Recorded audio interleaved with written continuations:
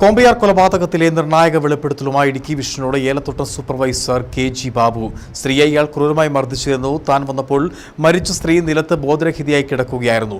അപ്പോൾ അവർക്ക് ജീവനുണ്ടായിരുന്നു. പോലീസ് പ്രതിയെ കൊണ്ടുപോകാൻ ശ്രമിച്ചപ്പോൾ താനാണ് തടഞ്ഞത്. എന്നാൽ പിറ്റേന്ന് രാവിലെ സ്ത്രീ മരിച്ചതായി കണ്ടതോടുകൂടി സംഭവങ്ങൾ മാറിമറിഞ്ഞതായും സൂപ്പർവൈസർ കെ.ജി. ബാബു പറഞ്ഞു.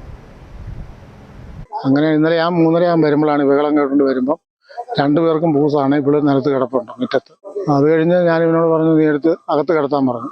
അകത്ത് ഞാൻ പോകുമ്പോൾ അവൻ കിടത്തിയില്ല.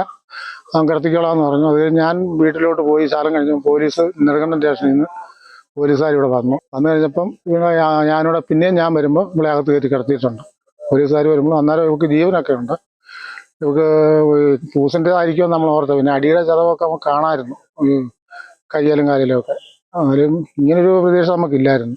പോലീസുകാർ ഇവനെ കൊണ്ടുപോക്കണം. അപ്പം ഞാൻ പറഞ്ഞു, പോലീസുകാർ അങ്ങനെ ഉണ്ടായി ഇവിടെ എന്നെ എടുക്കും, പൂസ് കഴിയുമ്പം ഇവിടെ പറഞ്ഞു വിട്ടേക്കാമെന്ന് പറഞ്ഞു. അങ്ങനെയാണ് സംഭവം. അത് കഴിഞ്ഞ് ഞങ്ങളെല്ലാം പോയി വീട്ടിൽ പോയി കിടന്നുണ്ടെങ്കിൽ രാവിലെ ഒരു 6:30 ആയപ്പം ബാക്കിയുള്ള ഹിന്ദിക്കാർ പണിക്കാർ വന്ന് ഇവിടെ നോക്കുമ്പോഴാണ് ഇവള് അനക്കമില്ലാതെ കിടക്കുന്നു. അന്നേരം എന്നെ വിളിച്ചു. ഞാനിവിടെ വന്ന് നോക്കുമ്പം അവൾ മരിച്ചതാണെന്ന് എനിക്ക് മനസ്സിലായി.